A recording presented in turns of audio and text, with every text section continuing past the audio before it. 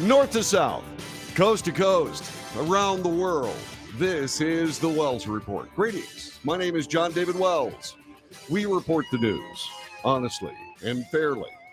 We analyze the news for fact and bias. We point out both.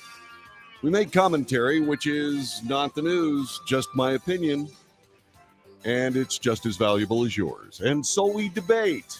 News, analysis, commentary, and debate. This is the Wells Report. We've been watching the culture wars for quite some time. And what we end up with is more division in America over ideas that are being pushed by one group and fought against by another. And that has happened in Florida. And a couple of titans are going at it. Disney has sued Florida Governor Ron DeSantis.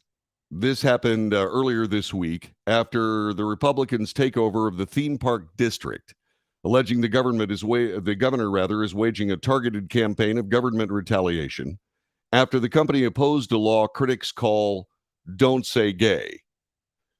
The lawsuit was filed in Tallahassee minutes after a Disney World Oversight Board appointed by DeSantis voted to void a deal that gives the company authority over design and construction decisions in its sprawling properties near Orlando, Florida.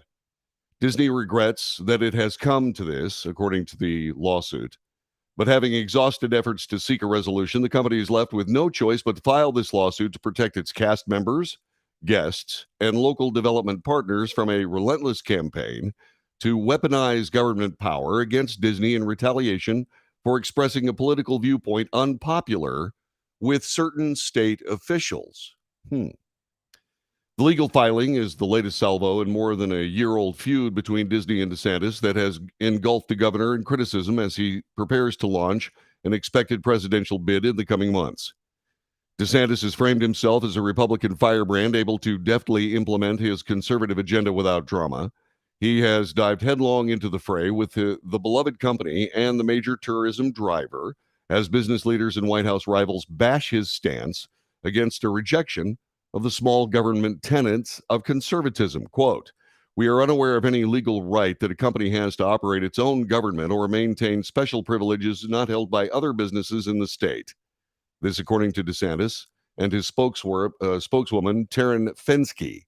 This lawsuit is yet another unfortunate example of their hope to undermine the will of Florida voters and operate outside the bands of law. So this is from the Associated Press, and it discusses the latest in a food fight of culture. And I have to say, and I got to make this extremely clear, that what we have here is we have a company that went into Florida swampland and turned it into arguably a fun and entertaining paradise. I used to live in Orlando. I truly enjoyed my association with Disney. I had, for all intents and purposes, free run of the property, including being a diver at for a week at the Epcot Center in the Living Seas Pavilion. It was fantastic. They loved me. I loved them. I had a show that was, at that time, and for all my career, a clean, fun show, which was what Disney was known for. Our priorities aligned, and it was fun. Were there, shall we say, not counterculture, but were there other aspects of the culture that were celebrated and subtly expressed at Disney? Yes, there were. And everybody sort of just said, "Oh, it's okay." I mean, Broadway, same situation. But things began to change. Things began to change when Disney decided to push that agenda beyond what they do best, which is making people laugh and have fun and enjoy family entertainment from one end of their properties to another. And the expected pushback took decades. But it was expected. And it was, in my view, just my view, necessary. Now, when we start talking about this kind of thing, it's important to bring up that there can be entertainment at multi levels. It doesn't necessarily have to be an in your face kind of thing.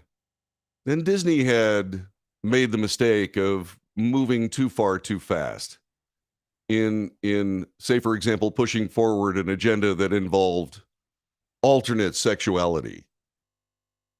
And this began to make parents uncomfortable.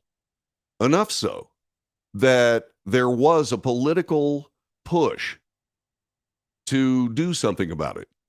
And Ron DeSantis appeared at a time when he figured that his strength would be to push forward with, say, for example, parenting or parents that were uncomfortable with the overt alternate sexuality being expressed at the park. Disney also, for whatever reason, decided to pursue more of a political agenda with their company, their policies, and indeed their parks. And this, of course, invited the political mess. Ron DeSantis noted something that a lot of us were amazed about. When they talk about this Disney infra-government, it's amazing what happened. Remember, Disney, the Disney World parks in Orlando, they pretty much have their own building code. They don't have to, say, for example, go through the normal permitting process to be able to build whatever they want to on their property at any time. That is pointed out by DeSantis through his spokesperson as something that no other business in Florida enjoys. Now, why is that? Well, because the good outweighed the, shall we say, flouting of typical government permitting. And did they do a good job? Absolutely. The building standards at Disney are spectacular. I've seen it myself. The Wilderness Lodge, which was basically a copy of the lodge that you can find at Yellowstone National Park, was amazing. I watched them build it. I was invited out to the site for a day, and I watched them build these things, which included, by the way, a replica of Old Faithful. Old Faithful erupts every hour or so at Yellowstone National Park. Disney built one. And for, at least to my eye, it's indistinguishable from the real one. It's a little smaller, and it's more regulated. I mean, it happens absolutely every hour. But everything, the walkways, the rainbow pools, the mud pots, everything's there. And the building itself was also spectacular. They built this amazing fireplace that was functional. And the fireplace was, the legend went, and there are legends around these things. The legend went that what had happened is that they had taken rock from every level of the Grand Canyon and essentially compressed the Grand Canyon into this fireplace. Spectacular. Absolutely spectacular. And I was taken around the job site and showed virtually everything by the superintendent of the job. And like I said, the building code that they built all of these things in and with was much greater than what I've ever seen anywhere else. Their focus on safety and their focus on quality was truly impressive. At the end of the day, I got to sit in on what was the daily meeting about the progress of the property. I thought I was there as an observer. Every particular department they went around the room to every particular department and the supervisors, and they spoke. And I was sitting at the table, and when the person to my right finished up their report, they looked at me and said, "Well, what do you see, JD?" And I went, "Excuse me?" They actually wanted my input. And so I gave it. There was this interesting cap on the fireplace that was only supported by 2 spots, and they were concerned whether or not people would think that would be unstable. I said, "No, no, no, no. That's obviously stable. Just go ahead and leave it the way it was." As it turns out, they did. I don't think it had anything to do with me, but Disney at that time was very much interested in the opinions of the people who used the park. That was in the early 90s. That was a long time ago, almost 30 years now. But that changed. That changed when it became more necessary to allow cast members to express themselves in ways that really didn't focus on family fun, entertainment, safety for kids. Suddenly they were exposed to things that were inappropriate. And it was also unfortunate and unnecessary. In my radio career, I was able to discuss anything I wanted to. We could discuss the sexuality of adults. Very simply, we called it dinner conversation. And what we used to do is we used to take basically someone's love life, or say for example a couple's love life, and put it in the context of dinner. In other words, the appetizer, the main course, the dessert, and it was very, very funny. And what was interesting about it is that you could have a conversation as long as everybody was clued in. You could have a conversation about just about anything without the kids knowing. One couple called me on the telephone and they were laughing, and they said and they said at the end of dinner conversation, "Man, my kid said, 'Yeah, boy, I'll tell you what, I'm hungry,'" from the back seat in their car seat. And so you can do this in a way that's fun for everyone and leaves people that don't need to be involved out. And Disney used to be masters of that. But as they played politics, they invited politics to play back.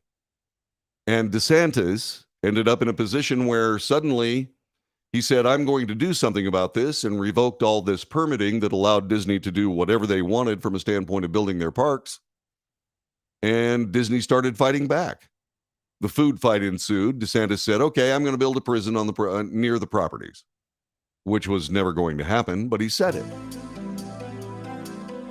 And then what ended up happening is that Disney, after trying to negotiate, decided to file a lawsuit against Ron DeSantis. There was an equally unfortunate comment by the governor of Florida. He said, "Well, this lawsuit is political."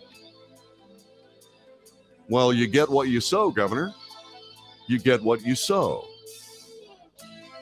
So the question remains. Now we have one of the arguably most successful tourist destinations in one of the most successful states in the United States.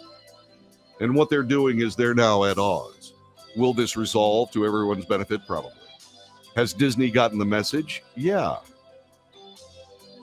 Will they act on it? That's the question.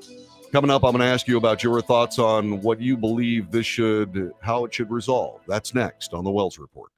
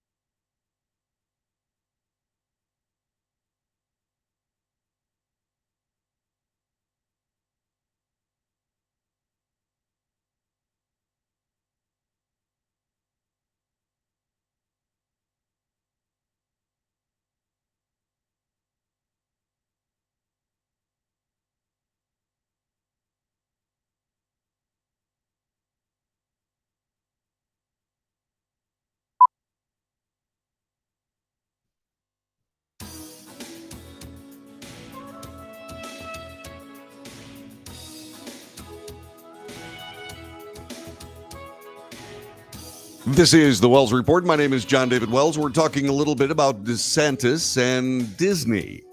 They're going at each other in court because Disney is suing to keep their infrastructure opportunities, which they've had since Disney World showed up in Orlando, Florida. They're working their way through trying to figure out just exactly how to get back to the status quo ante. There's an article here by NBC News. There are all kinds of people that are interacting with each other on what is called Disney subreddit. Disney subreddit. Okay? And what is interesting is to listen to how the moderators talk about it. I've removed at least 40 comments from people being very rude and hateful toward DeSantis, and most importantly, his children and his spouse. A separate commentator responded to the lawsuit by writing, "Please boycott Disney World from June 3rd to June 11th. Thank you in advance." On Wednesday, DeSantis appointed General Florida Tourism Oversight District Board declared Disney's development agreement with future park plans in Orlando void and unenforceable. That same day, Disney sued DeSantis, and we have reported that. After Disney opposed DeSantis' controversial Parental Rights Education Act, known as the Don't Say Gay bill, DeSantis administration repeatedly targeted Disney parks and Disney flagship locations in Orlando, calling the company woke, and accused Disney of indoctrinating young children. Well, sadly, that's the way it looks. It does look like Disney is indoctrinating young children.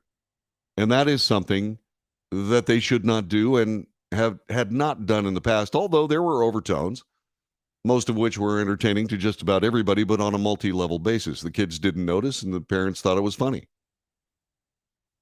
So the resulting conflict is built around the idea that Disney is able to have its own fire department. It's a city within a city, its own infrastructure, its own roads, fire department, water district, and DeSantis has moved to dissolve the company, which is called Reedy Creek Improvement District. And that is, like I said, an infra-government agency in and of itself that is privately owned. Lots of people are saying that there are people on both sides of the question on this Disney Reddit. Tom Bricker runs the Tourist blog, has been authoring blog updates as the political turmoil around DeSantis and Reedy Creek continues.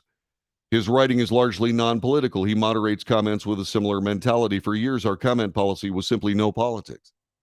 Well, had Disney decided to pursue that same policy, not just on its blogs or interaction on the internet, but actually in its parks, no politics, we wouldn't be having this conversation.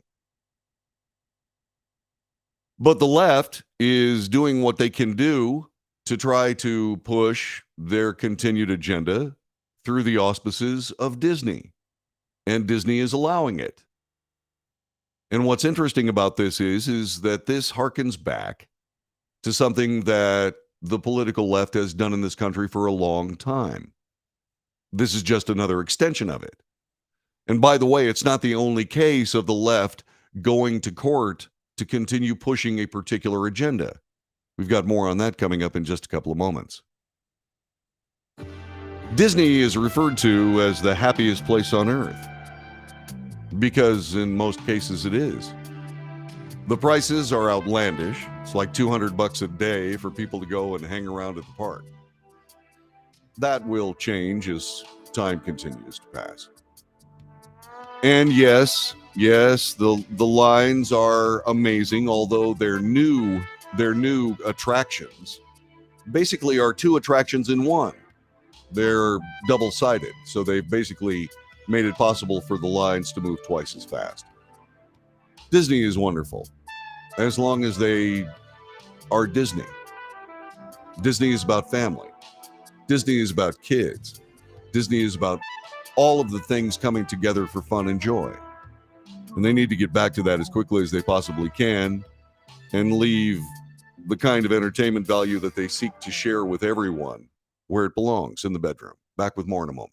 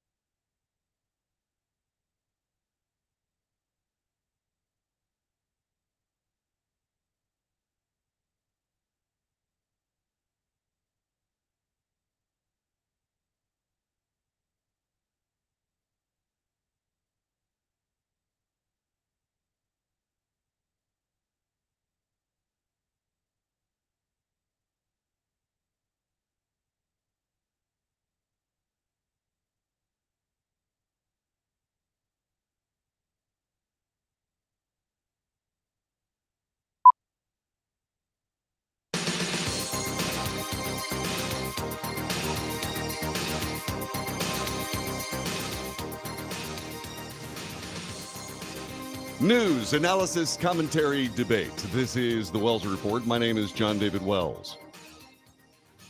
The American government has three particular departments.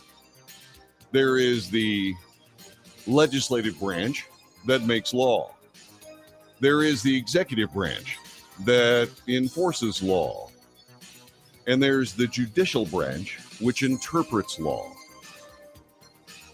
Over the years, we have seen a few things happen in American government. One, the government as a whole, in the two-party system that the United States essentially has built itself around, there are moves on both sides to move away from the Constitution. Why? Well, because the Constitution is a limiting document. It limits what federal government can do with regards to the states. We are the United States of America, not the Federal Republic of America. All these people that argue that there's a patchwork of law from state to state miss the entire point of the way the country is constructed. A lot of that has to do with the fact the federal government wants more and more and more power. To that end, certain manipulations have been made. For example, we've seen the executive branch make its own law. The departments can come up with their own regulations that have the force of law, saying that for whatever reason, the Congress of the United States, the legislative branch, has ceded the power to make law to these agencies. That is a manipulation that is purely and completely and quite simply unconstitutional. But there's another way that government, both sides, have seen in ways to, say, for example, circumvent the lawmaking process, which is solely vested in the legislative branch. Which makes sense. We, the people of the United States, are the governors of ourselves. Our representatives are theoretically sent to Washington to argue for our interests, not the interests of the party or the interests of themselves. But like I just mentioned, that limits what politicians can do. And so what do? Well, what they do is they'll create, say, for example, a law that is clearly unconstitutional. They will put it through and in some cases pass them. And they will stand for a time until someone out in the world, us, says, no, this isn't right. And so it gets tossed into the federal courts. There are district courts, there are appeals courts, and there is the Supreme Court. This process takes years. And so when people, say, for example, in the legislative branch, trying to push an agenda that they know clearly is unconstitutional, when they do that, they are gambling on the fact that most of us really won't care about what laws they pass, and therefore will not seek redress through the court system. And then, when people do seek redress, the court system becomes this unwieldy, huge bureaucracy, like I said, that takes years and years to remedy a problem that, say, for example, the law that was created on purpose to push an agenda makes it to a court that says, okay, this is constitutional, this is not constitutional. That usually happens in the Supreme Court, but it can happen in lower courts. Well, the next manipulation of that was to forestall any kind of redress in the court system by political parties using it at a very low level to essentially stop the people that are complaining. To that end, reported by Fox News, a pair of New Jersey moms are now being sued by a school librarian for voicing concerns about sexually explicit books in their school library, saying that they will not succumb to scare tactics and encouraged other parents to join them in speaking out. Kristen Cobo and Christina Balistieri of Roxbury, New Jersey, are among the parents at the center of a defamation suit filed by a school librarian at their children's high school after they spoke out at a Board of Education meeting about sexually explicit books in the school library. Roxbury High School librarian Roxana Russo Calvano filed a lawsuit against them, arguing parents had defamed her by challenging her choice of content and alleging they had labeled her a child predator and accused her of luring children with pornography. In an interview with Fox News, Cobo and Balistieri said they first raised the issue after discovering that certain books, which they say amounted to hardcore pornography, are available for students or available to students as young as 13 in the school library.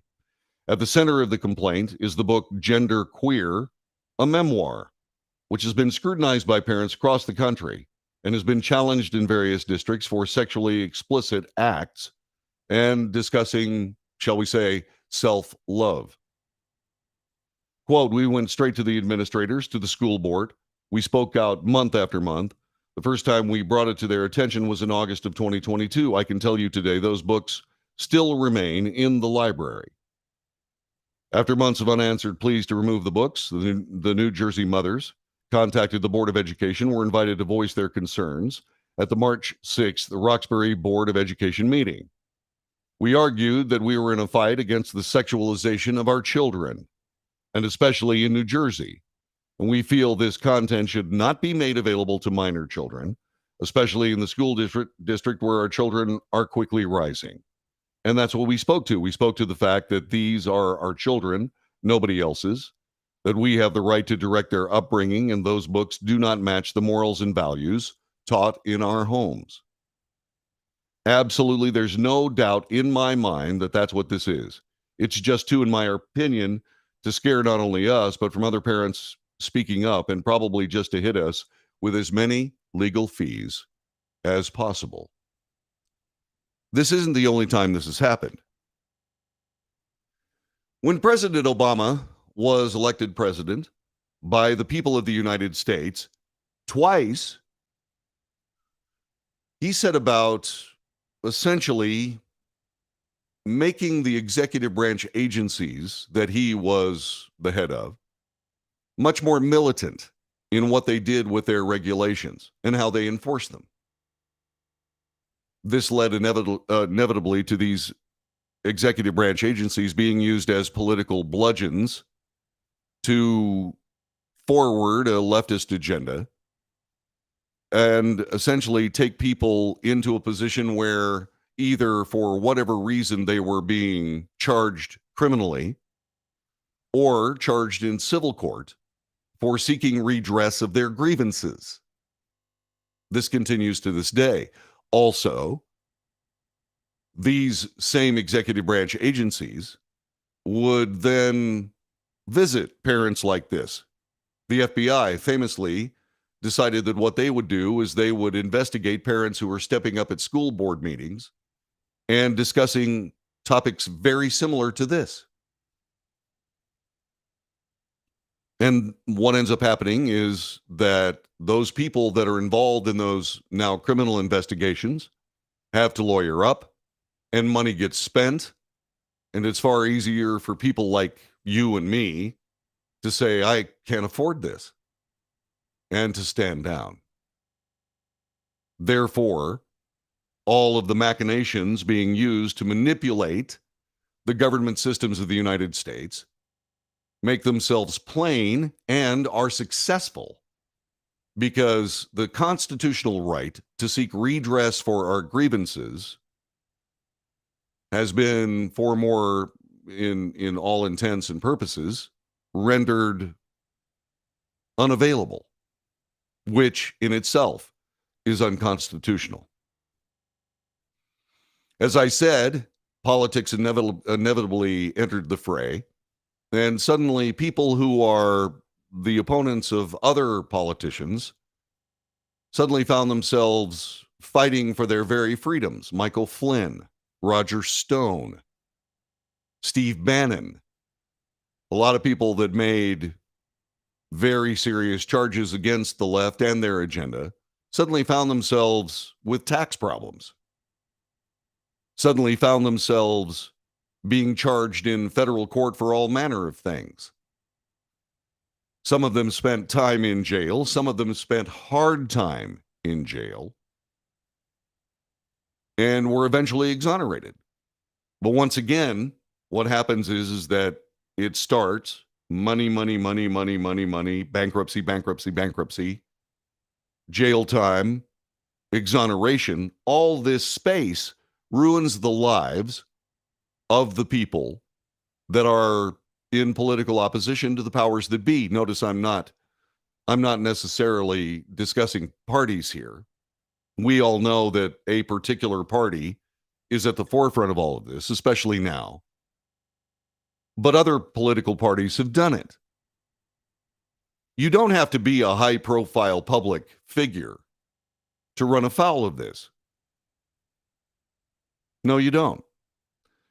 501c3s, Lois Lerner, the commissioner of the IRS, suddenly found it impossible to move forward with their political agenda because it was in opposition to the power in office at the time and their political agenda. That also ended up spilling all over the American lexicon and was eventually resolved, at least as far as we know. I have not tried to set up a conservative 501c3, for example, so I don't know exactly how difficult it is now, but I suspect that what ended up happening was somebody at a very high level, perhaps someone sitting in the Oval Office, said, cool it. In the Biden administration, this has continued, with the judicial branch and the executive branch being used to subdue opposing political view. In this particular case with the New Jersey mothers, how does a school librarian finance a civil lawsuit, two of them in fact, against two parents? How is she financing this? How will the parents raise the funds to be able to defend themselves in civil court?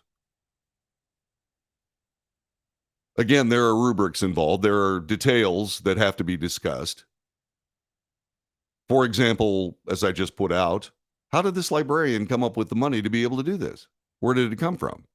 It certainly didn't come from her checking account, I will surmise.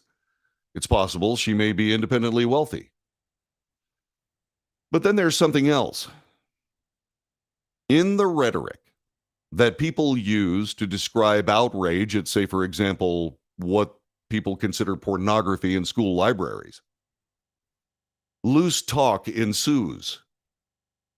This is also true with a lot of the people that found themselves running afoul of say, for example, the Obama and Biden administrations from a standpoint of political opposition. So what ends up happening is that suddenly there are all kinds of lawsuits flying around, all kinds of money being spent and so on, but there is a basis for it. What is that basis?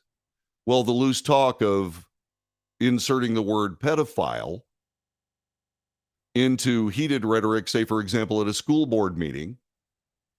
And indeed, that could be reasonably assumed to be focused on the school librarian. And so the school librarian suddenly files a civil lawsuit, two of them, against these two parents. And so once again, who's paying the bills? Who's paying the bills for this? Well, the parents are paying their own bills. Did they bait the bulldog by using the word pedophile in some of their rhetoric? Perhaps. It's possible. But is it also possible that those of the left find themselves taking a concerted track to inflame passions, to create language like that as a predicate for this kind of legal action, a manipulation of the judicial branch for political effect? That's what I suspect. But the judicial branch of our government is not designed to enact law or quell redress of grievances that is the constitutional right of every American. That's not what it was designed for. But that is what it's being used for. Congress makes law. The executive branch enforces it. Having their own set of laws cobbled up by bureaucrats in some building somewhere in Washington, D.C. is not law. Every single regulation of executive branch should be enshrined in law by our representatives, but that is not the case. There's more. It's coming up next. This is the Wells Report.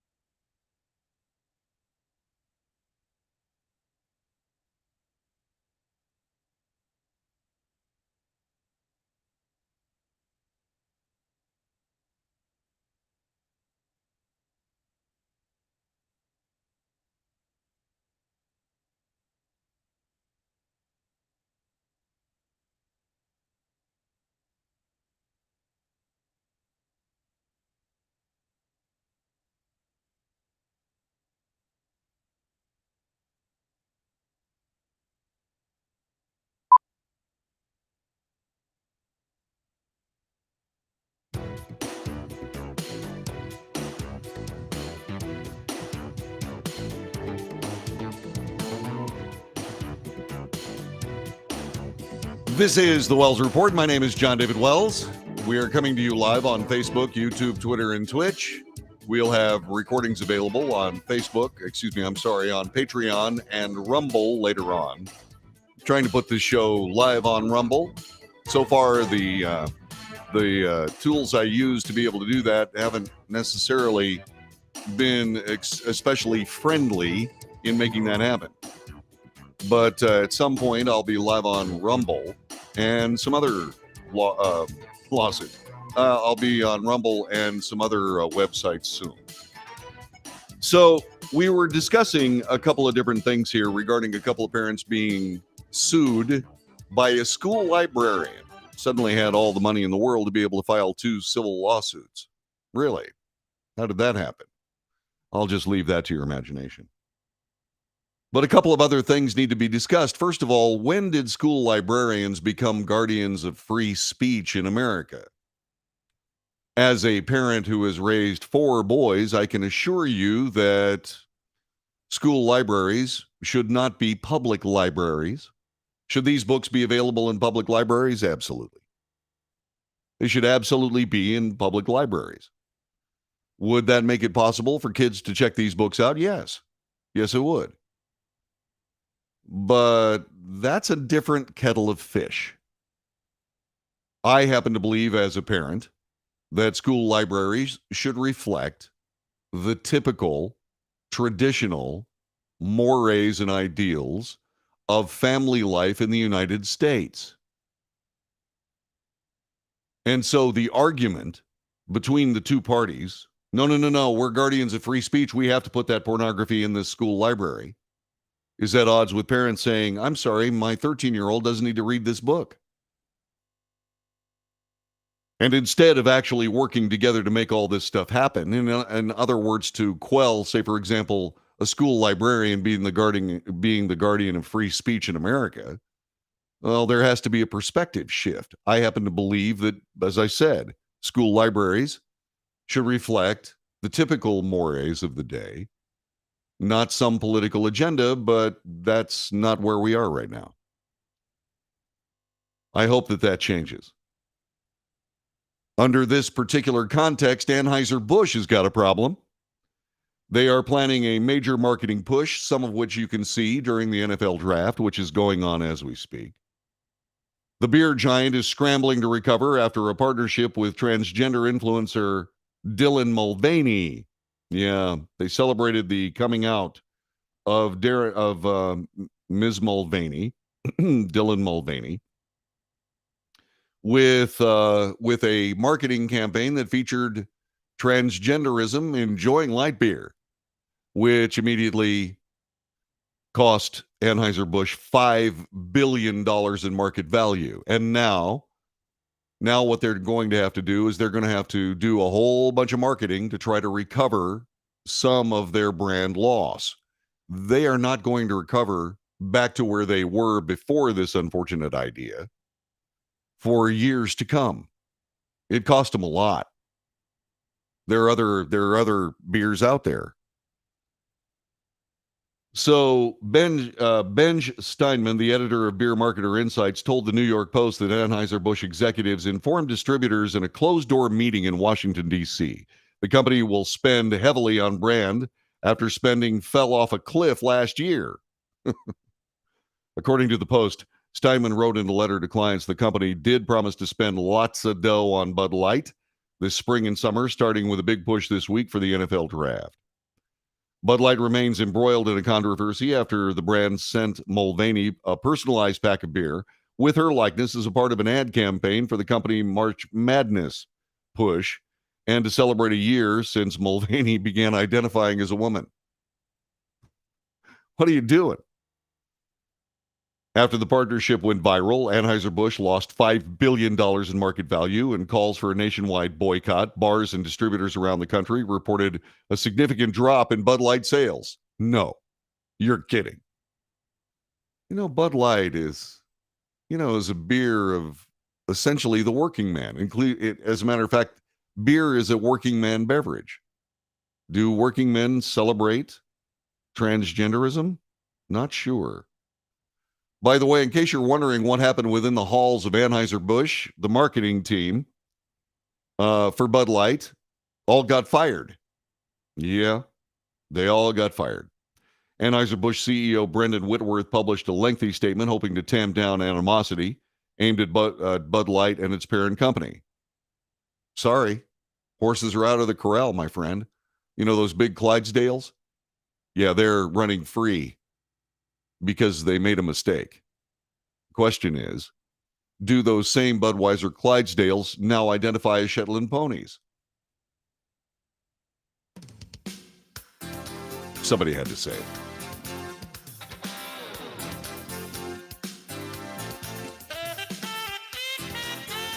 This is the Wells Report. We bring you the news. We analyze the news for fact and bias. We make commentary and we debate. You can find the chat room roaring today on Facebook, YouTube, Twitter, and Twitch.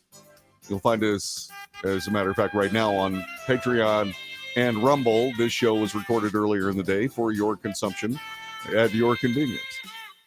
This is the Wells Report. My name is John David Wells. It's Friday. Only 2 more days left in the work week. I hope you're having a great day. I hope you have a wonderful weekend planned with you and your family. And I also hope that you stick around because we've got lots more to discuss. Donald Trump said he might not participate in primary debating either. Well, there's more about that coming up on the Wells Report. And so there you go. First hour down, second hour coming up. I hope you stick around for that. Back in a moment.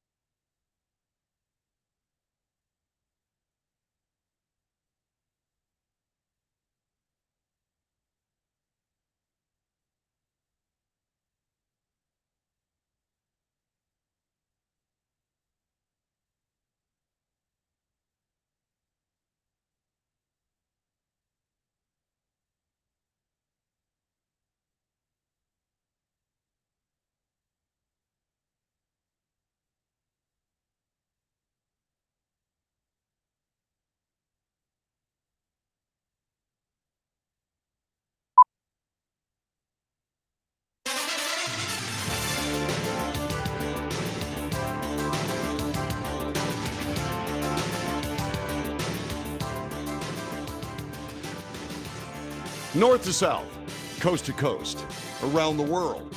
This is the Wells Report. We report the news honestly and fairly. We transcribe propaganda back into news. In other words, we bring you the facts so that you can make better decisions. That's analysis. We also point out commentary and debate. We also point out fact and bias. We point out both. Then we get to, that's the analysis. Then we get to commentary. Commentary is where I express my opinion, just as valuable as yours, and so we debate. News, analysis, commentary, and debate. That's what you get with the Wells Report. Please share this broadcast with your friends. Those people who have watched this show for some 22 years know that there is something that I often do called Smart Alecky Little Kid Update. Smart Alecky Little Kid Update, usually amazing moves by amazing kids at amazing moments. And we've got one. CNN has a report that I want you to see about a 7th grader who did something truly amazing. Check this out. Called a hero after he saved a bus full of kids by taking charge after the driver passed out.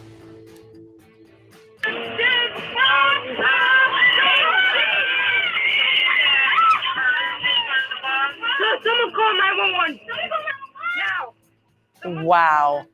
Dylan Reeves jumped in to steer and gently pump the brakes to stop the bus, calmly told his classmates to call 911. Isn't that incredible? What a great little kid. It's truly amazing that he was able to do that. Well done, little boy. He is being called a hero, and he should be. Took charge, jumped in, made it happen. Good going kid. So there you go, Smart Alecky Little Kid Update. And boy, I'll tell you what, those parents have to be mighty proud. So it came out last week that the Democrat National Committee has decided that there will be no primary debates for Joe Biden. And we discussed this at length, saying that the issue is, well, the President of the United States appears at this moment, at least to my eyes, this is my opinion, to be incapable of debating live. His announcement to run for re-election was made not live in some venue somewhere, but it was a very slick, well-produced, actually very good announcement all on video. The President of the United States is not good on his feet. We have discovered in news yesterday that the president, essentially for all intents and purposes, when a news conference is going on, it's all scripted. The president is given a cheat sheet, which is not new, of pictures of reporters and their agencies. But the interesting evolution of that is now, well, Mr. President, this is what this reporter is going to ask. And so what we've seen is that the news media, in colluding with the left to the benefit of the leftist agenda, now is colluding with the President of the United States and vice versa to script what are typically wide-ranging, open source, free-ranging press conferences. And all you have to do is contrast the press conferences. Although President Trump handled the press brilliantly, he had a press conference virtually every day. Every single day he walked out of the West Wing to go on Marine One, go someplace, he stopped and asked questions from the reporters. That was not scripted in any way, shape, or form because the press was adversarial to Donald Trump. And that left marks on the president. And so, after all of this, Joe Biden, absolutely not capable of conducting himself live in a debate, well, there won't be any debates. Then I believe that President Trump made a mistake. It came out that he was possibly intending to skip the 2024 Republican primary debates.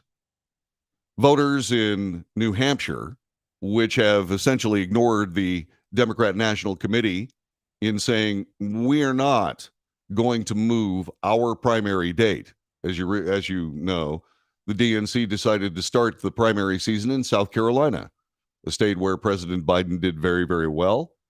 It's not necessary for the president to campaign there, so he can enjoy his repose in the basement of his Delaware home. So New Hampshire is going to move forward with their first in the nation primary, regardless of what the DNC says. And they are saying some things regarding President Trump. Vanessa Hayes, 41 years of age, Goffstown, New Hampshire, says, quote, "I want to see everybody out there and how they work and how they actually act on the fly," unquote. Being able to make good decisions in an uncontrolled environment is a hallmark of presidents. And it is indeed required by our presidents to do just that. They have to be able to think on their feet. President Biden can't do it every time he opens his mouth. And this is true. Every time he opens his mouth in a non-scripted way, there is cleanup on aisle 1616, Pennsylvania Avenue. Though Trump's positions are hardly unknown, New England voters want to see how the candidates interact and compare. Quote, "I think how they debate and how they answer questions on the fly is reflective of how they'll be able to perform under pressure," said 59-year-old Denise Greaves, an undecided voter in North Andover, Massachusetts. Trump, day before yesterday, or actually Tuesday, questioned why he would subject himself to hostile networks and Trump and MAGA hating anchors. That's a very, very good point. Well, the reason you should do that, sir, is because what the voters of the United States, I believe, know is that these people are damaging themselves. I'm talking about the MAGA hating and Trump hating anchors. They're damaging themselves every time they take shots at you. More about that in a moment. The former president reiterated his skepticism of the Republican Party primary debates, referencing he's got a large lead in multiple polls. He does. 40 points or more. "I'm leading by 40 points, said Trump. He was talking to New York-based WABC in an interview. People don't debate when they have massive leads. Of course they do. Especially you, Mr. President. I mean, think about this for just a moment. You're a scrapper. I remember when I was doing a public event for a radio station I used to work at. I remember somebody asked who the next president was going to be. And I said, it is my hope that the next president of the United States is actually a president and actually American. And I said, if that person gets elected, he better be able to handle himself in a bar brawl. And that is exactly what happened. President Trump was elected, and he is in a bar brawl that has gone on now for 6-7 years.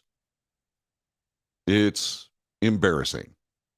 It has exposed his candidacy and presidency, exposed so many bad actors and so many un-American partnerships, typically between the government and the press, and all of the messes in the intelligence agencies and the law enforcement agencies of the federal government. Good heavens, he exposed just about everybody as essentially un-American. That could be why many people are against him and are doing everything they possibly can to keep him from getting another term as president. So GOP voters planning to cast ballots in the first of the nation primary of New Hampshire told USA Today a variety of views on how Trump is skipping the debates. When you're simply leading by substantial numbers as Trump is, it gives your challengers an opportunity to knock you down a few pegs. That's Nathan Schrader, professor of political science at New England College. New Hampshire voters are accustomed to seeing candidates duke it out on the debate stage.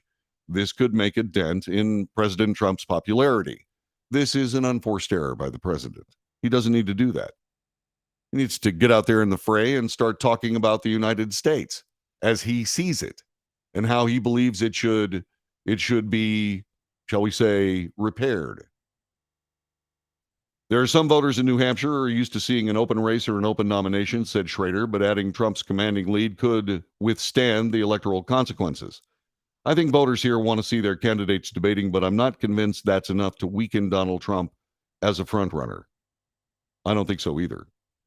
Hayes said that the Republican presidential candidate pool for 2024 is definitely still an open field, including Trump. She voted for Joe Biden in the 2020 general election, but said her ballot could be cast for Trump in the primary. I'm sure.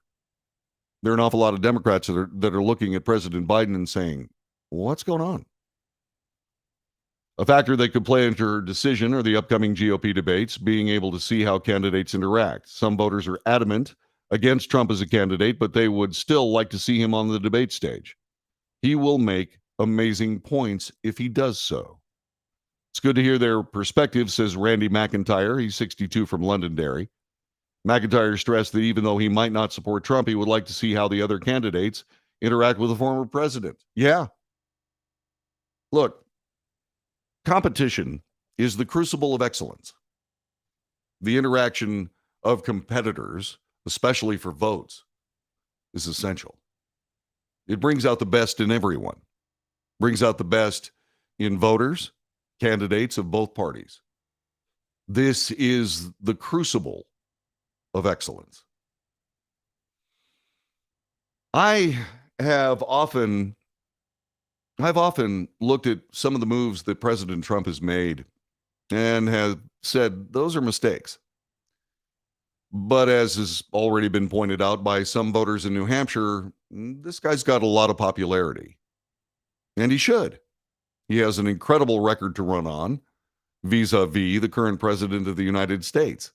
A lot of people say, my God, this president, President Biden, has done amazing things as president.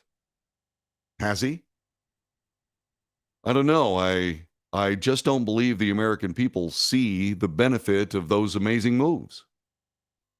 Now, they may be amazing moves from a political standpoint, but the differentiation between the American people, the American voters, and the government of the United States, that gulf grows wider and wider every day. It seems as though the president of the United States is running for re-election with all of his sycophants and all of his administration, as opposed to the people of the United States. Not taking part in primary debate wounds and hinders everyone. And President Trump, if he wants to be the president again, needs to start acting like a president. He needs to do that. And Ann says this, Trump can only shine if he runs on his record and not his ego. Yeah.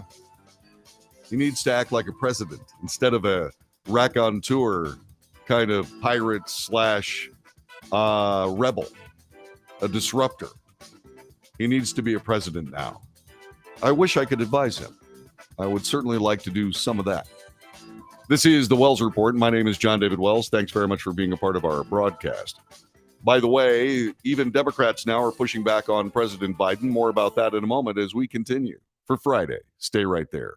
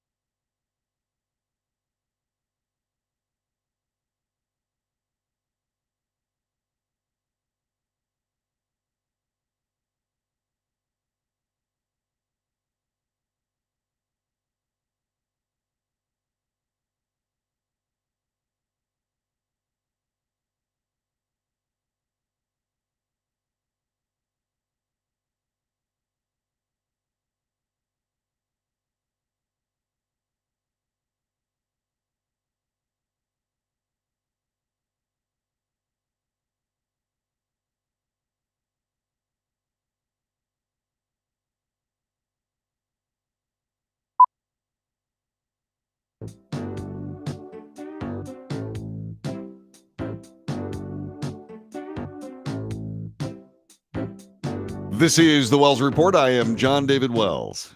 So, the President of the United States, Joe Biden, is getting some pushback. Speaking of unforced errors, there is a group of people in the Senate. They are Democrats that are saying, no, you know what we need to do is stop working to benefit China. Multiple Senate Democrats have announced their support for a bill that reverses President Biden's executive action, allowing Chinese solar panel manufacturers to sidestep tariffs. The growing support for the resolution among Senate Democrats, including committee members, comes as the House is set to vote on a companion bill this morning.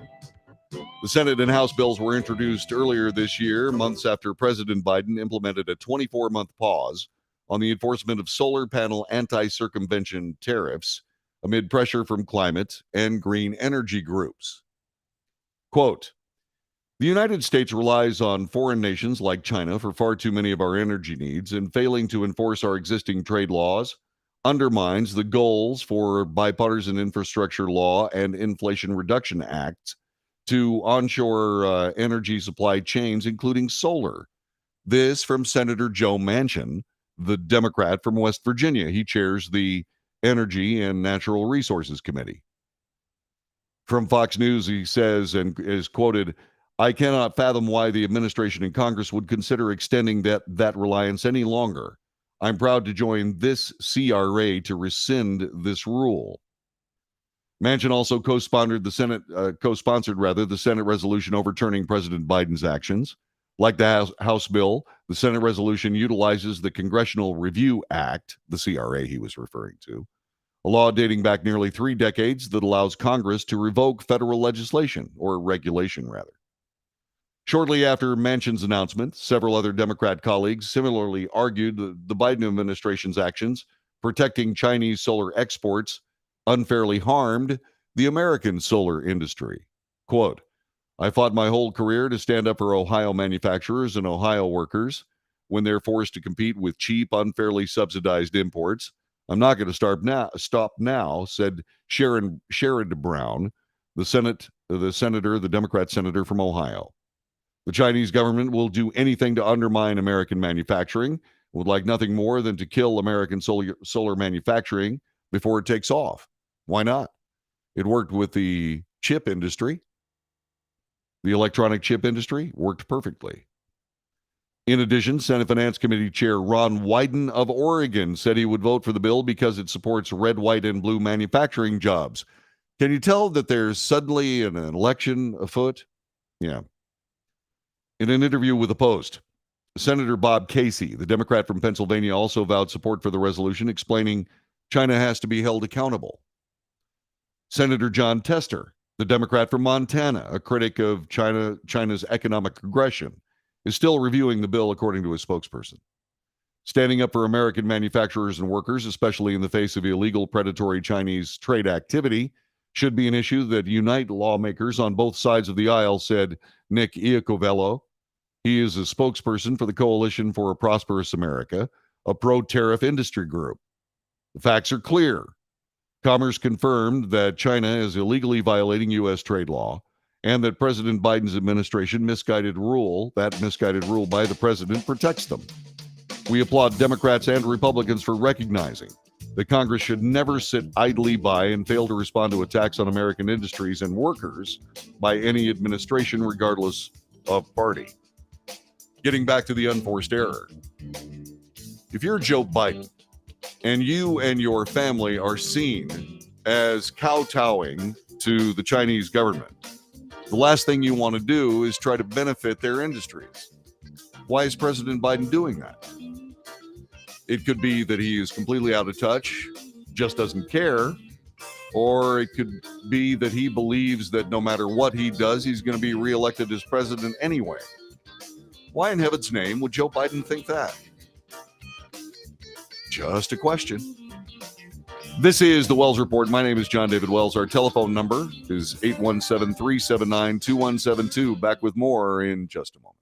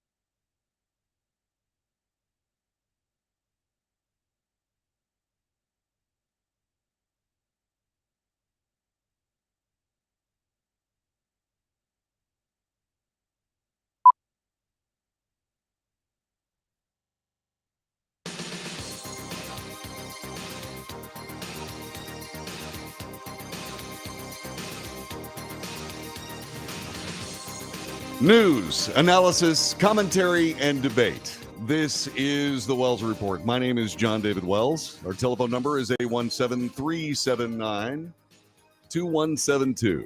Chat room is flying. You can join us on Facebook, YouTube, Twitter, and Twitch. If you're watching on Rumble or Patreon, this show was recorded earlier today. You can send me an email, thewellsreport@frontier.com. When you send me an email, ask a question, ask me to look into something for you, all you got to do is put on the subject line the platform that you are responding from. In other words, if you're watching on Rumble or Patreon, put Rumble in capital letters or Patreon in capital letters in the subject line. So we were talking about President Trump saying, why should I take part in primary debates with openly hostile people trying to make me look stupid? Good point. But the simple case of the matter is that one of the things that people like about President Trump is his willingness to mix it up. And so they want to see more of that. And I think the president should. But he says that I've got such a huge lead in polling. Why should I bother? I pointed out that this was an unforced error by the president, but there you go. That's just me. But other people feel that way. We were talking about earlier today Disney and Budweiser. If you missed that in the first hour of the broadcast, go back and take a look. We talked a lot about the mistakes made under those circumstances with regards to making big moves that are hugely costly. In the case of Anheuser-Busch, goodness gracious, cost them $5 billion in market value, and now they have to spend like crazy to try to rehabilitate their image. So a lot of people said, well, we'll just boycott that. We just won't go to Disney this year. We just won't drink Anheuser-Busch products. Okay. But does it work? The people that we're talking about, Disney, Budweiser, and in a vague context, Donald Trump, they have a tendency to say, well, I don't have to do that, so I'm just not going to. I don't have to address all this, although Anheuser-Busch is. But what they think is that boycotts really don't hurt them. I would say ask the management of Target stores when they decided that it was okay for transgender men, biological men, to use women's restrooms. We used to be Target customers. We don't go there. I made it clear to Susan and any other female that I happen to be a friend of to not go to Target stores because you never know what you're going to find in the restroom or who you're going to find. So, Fox News pointed this out in an article that they have on the website. Go to foxnews.com.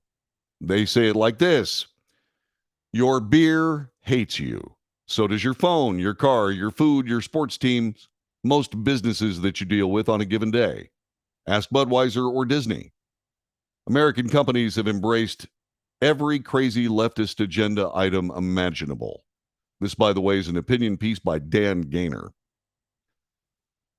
The latest being the trans insanity sweeping the nation. Call it environmental, social, and governance, ESG, or their corporate equality index. No matter how you spell it, it comes out the same. Bud Light was just the latest reminder du jour. Anheuser-Busch, which owns Budweiser, placed 2 marketing executives on leave because they deliberately attacked the core audience of the beer. They weren't fired because they hate you. They were put on leave. Top Budweiser executives are betting it all blows over, and these 2 come back to their jobs or similar ones, then it all starts over. Gaynor says, let's recap. Bud Light didn't just try to expand its business model by reaching out to the LGBT community, which doesn't really make any sense. The LGBT community represents somewhere around 5 to 6% of the American population. That leaves 95%, 94% of the rest of us. And those of us who don't necessarily agree with the latest LGBTQ epiphany, well, that's the vast majority of people. They try to quell that by calling us all racists, which further alienates those very same people. We're talking about 94% of the people of the United States. What are they doing? And if you're in a marketing situation and you're in a capitalist endeavor, that's costly. Bud Light's vice president of marketing, Alicia Heinerschild, said she had a mandate to fix the brand because of the horrible people who drank the beer. Quote, we had this hangover. I mean, Bud Light had been kind of a band of fratty, out-of-touch humor, and it was really important that we took another approach, she said. Well, at least she's being given time to think that over. She emphasized the word inclusivity, but what she meant is everybody but the people who already drank the beer, everybody but you. Look, it's barley, rice, hops, and water. It's the equivalent of how media treats conservatives. You don't matter. If you say anything, they call you a bigot. This isn't a new Coke mistake. This is a deliberate corporate move to give the finger to their own customers. The only reason Heinerscheid said she's on leave is because she was so stupidly obvious about it. As they say online, she said the quiet part out loud. All across the U.S., companies are doing the same thing. They don't just go public and bash their fratty customers. New York Post reports Mulvaney's act generated $1 million from brands like Ulta Beauty, House Labs, Crest, Instacart, and CeraVe. $1 million that you paid them. So let's boycott those brands. Well, good luck, says Dan Gaynor. You can't even boycott Budweiser. I don't fault people for trying, whether it's a quiet boycott or a Kid Rocky in protest. He famously took a few cases of Bud Light and shot at them with his machine gun. It's just doomed. Drop Bud Light, you have to boycott Budweiser, Busch, Michelob, Stella Artois, and many others. The company also has at least 20 craft beer partners, produces 5 products it considers beyond beer.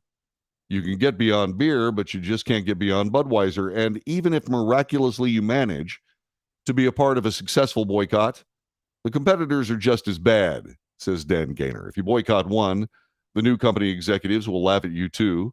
They're just savvier about it and do it quietly. Look, I'm not denigrating 6% of the American population in any way. Should you reach out to them? Sure. You know where they are. Well, market to them in a less obvious way. You don't have to alienate your entire customer base. And then when they say, what are you doing? Call them bigots, further deepening the alienation. You don't have to do that. Just simply quietly market to those people. And I don't think many of us matter. I don't think many of us care. In my view, I think that basically most of us adopt a live and let live attitude, but constant jamming your agenda down our throat and then calling us bigots because we argue is counterproductive to everyone. The NFL, sports tried it. ESPN became political and took itself right out of the sports mainstream. But they know they dominate the marketplace. And in a lot of ways, you have no choice, says Dan Gaynor. A boycott can generate change. Look at football. The fans stood up, woke protests. Players quit kneeling and stood up too. The league threw money at activism, and far-left sportscasters stopped whining about social justice and focused more on the game.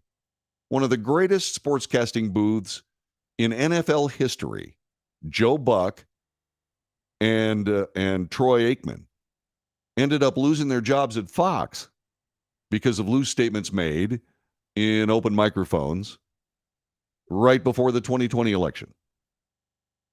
The sport went from celebrating wokeness to giving us old-time religion, America, et cetera, et cetera. The interesting thing about it is, more or less, the NFL actually recovered. How long will it take for Target stores to recover? They haven't yet. How long will it take for Budweiser, Anheuser-Busch to recover? Probably won't take as long as it's taken Target, but, we'll see. Conservatives didn't so much win as get something of a return to the status quo. Correct. In short, it's rare to muster enough anger to effectively boycott a brand and make it change behavior. I'm saying, Dan Gaynor says, I'm not saying don't try, but it can't be your only strategy. He says the way to teach businesses a lesson is by first voting with your wallet. Find businesses and individuals you like enough and support them. If there's a conservative singer you like, don't just listen on a streaming service. Buy the album. Same goes for authors, brewers, bakers, everyone. If the product is good enough, do more than just buy it, promote it. In the real world as well as online, tell your friends, family, coworkers, and the people at church to do the same. By the way, while we're talking about this, Fox News is in a huge mess right now. They're in a huge mess. I have watched Fox slowly morph themselves into the status quo ante of mainstream media. That was not what they should have done. Unforced error. Again. What they should have done is, if they wanted to go that way, there's a simple way of doing it. Simply report the facts, even those facts that are at odds with the agenda that you are trying to push. I do that here all the time. I don't push an agenda. I simply state my opinion and then invite you to state your opinion and debate the merits of each. That's okay. That's America. But when you're in a position where we, the people of the United States, find ourselves in a position where we are forced to deal with things that are not in our interests in any way or in some ways, the only thing that we can do is, just as Dan Gaynor says, first, boycotts don't work, but do vote with your wallet. Okay. Somebody will respond. The NFL did. ESPN is trying, but they have a whole crop of people that want to talk about politics instead of what's happening on the playing field. Disney knows better. Their own blogger says, we stay away from politics. If only your company did the same thing. These people aren't to just be written off. If you're outside the mainstream, that's fine. A lot of that can be really entertaining. Think about it. But on the other hand, you have to start looking at the raw numbers. You are in service of a small minority, and in the process, you are alienating the majority of the people that you need to spend more time on. That just doesn't make sense. It just doesn't work. The woke go broke thing is serious. The people of the United States have a pretty good idea of what country they want to live in. They have a pretty good idea of the government the kind of government they want. The government, on the other hand, has a different opinion and imposes it. Well, look at what's happening. This should be a wake-up call to politics at every level. It should be a wake-up call. The people of the United States, the pendulum that we talk about, that swings left and right, is swinging back to the right. Because the people that have tried to push it left have worked too hard and essentially denigrated too many people. You can't do it that way. Everybody says, my God, we have to look out after trans rights.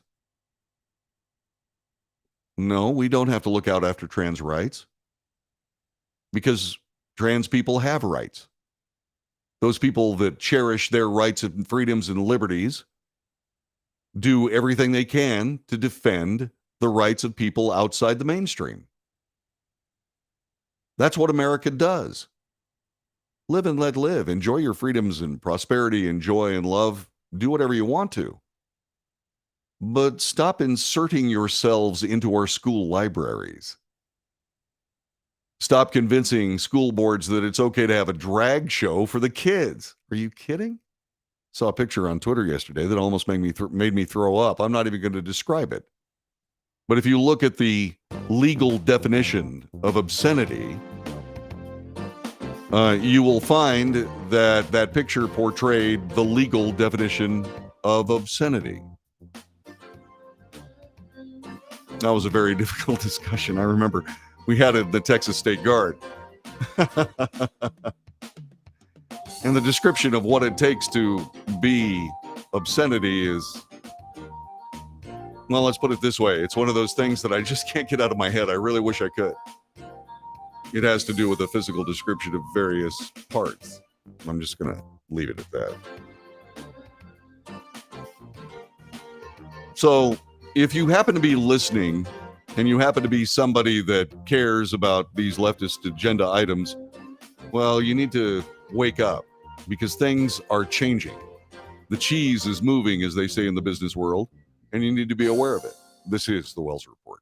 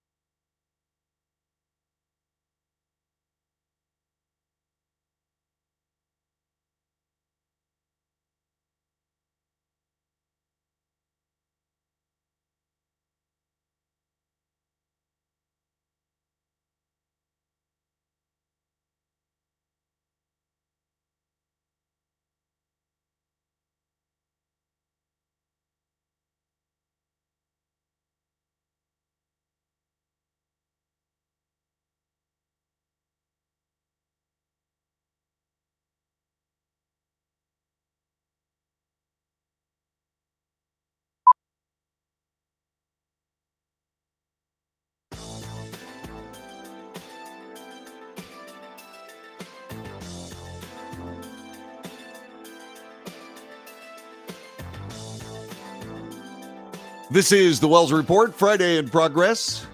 Going to take a couple of days off from this broadcast and return on Monday, 9 to 11 Central Time on the platform that you are currently watching.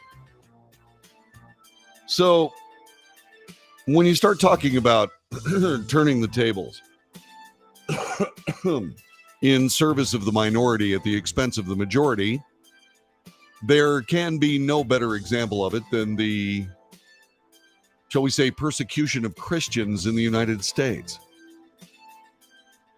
80-something% of Americans describe themselves as Christians, and therefore they're being denigrated at every possible turn.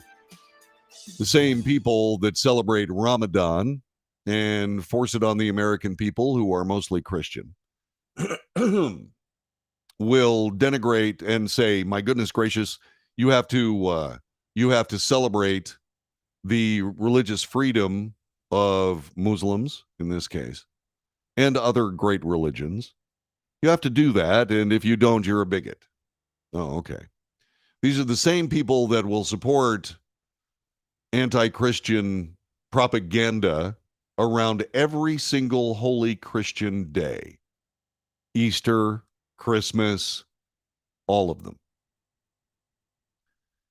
And so there are people that fight back, as they should. One of them is a member of the Arizona House of Representatives, an ordained minister. She was recorded on video placing Bibles at a lounge at a state capitol. I hold the scripture very dear to my heart, said Representative Stephanie Stahl Hamilton. That followed a moment of prayer that begins every House session. I recognize my actions could be seen as something less than playful and defensive. She described her actions as a type of protest regarding the separation of church and state. The intent was never to be destructive, never to desecrate, or to offend.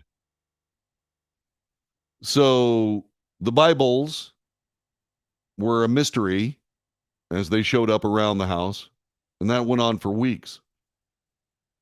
Then House Speaker Ben Toma of Glendale took the advice of a Capitol security person and ordered a camera placed at the House members' lounge. Some of the Bibles were discovered under seat cushions in the lawmakers' lounge. One was found in a refrigerator. The lounge is a private area for House members off the main floor. It makes life a little uncomfortable. I think it's kind of offensive to people who believe and cherish the Bible. I feel disappointed. Several House members stood up next to Representative Lupe Diaz of Benson, a pastor, as he delivered the morning prayer and talked about how tyrants have tried to burn, bury, or hide the Bibles from people. And so this Arizona House member hiding Bibles as a protest against the separation of church and state, well, she forgets a few things that need to be pointed out. First of all, the separation is between church and state, not God and state, which is why prayers are still being heard in all these legislatures. There's a difference between God and religion. And if you don't believe me, do a search for something called An Open Letter from God. It was by the great broadcaster Paul Harvey. The Bible is a human construct. Religion is a human construct. God is God. God is everything. God is beyond more than we can possibly imagine. And what we do to, say, for example, laud and magnify, worship this God through the various forms of various religions is a human construct. It reminds people that there are those entities that are far greater than themselves, which works to benefit the people if they can just remember humility. Politicians have a tendency to forget that and then have a tendency to make that a political issue. It's a mistake. They need to stop. Anyway, this Arizona House Democrat apologized for hiding the Bibles. And I'm trying to figure out just exactly what she was hoping to accomplish. She would place the Bibles in places that they couldn't be found. Why? Why? Does she believe that there are no entities greater than herself? Strange coming from a pastor. But apparently that's the case. The point of the matter is this. These unforced errors only serve to divide and annoy vast majorities of the people of the United States. Can we please stop? These micro attacks on the majority only serve to annoy, only serve to create more anxiety, only serve to denigrate and diminish the greatness of the United States, all because of somebody's anti-God ego. Can that possibly be the case? Have yourself a wonderful weekend. Thanks very much for joining us. Take good care of yourselves. As my wife says, goodness gracious, be safe. Make good decisions. I'll see you again Monday. Bye-bye. And so we have it. God bless all y'all. I appreciate everything. Thanks very much for being a part of our broadcast today and this week. And I'll see you next week. Did you notice we did 5 shows in a row? Yeah, I'm just saying. Back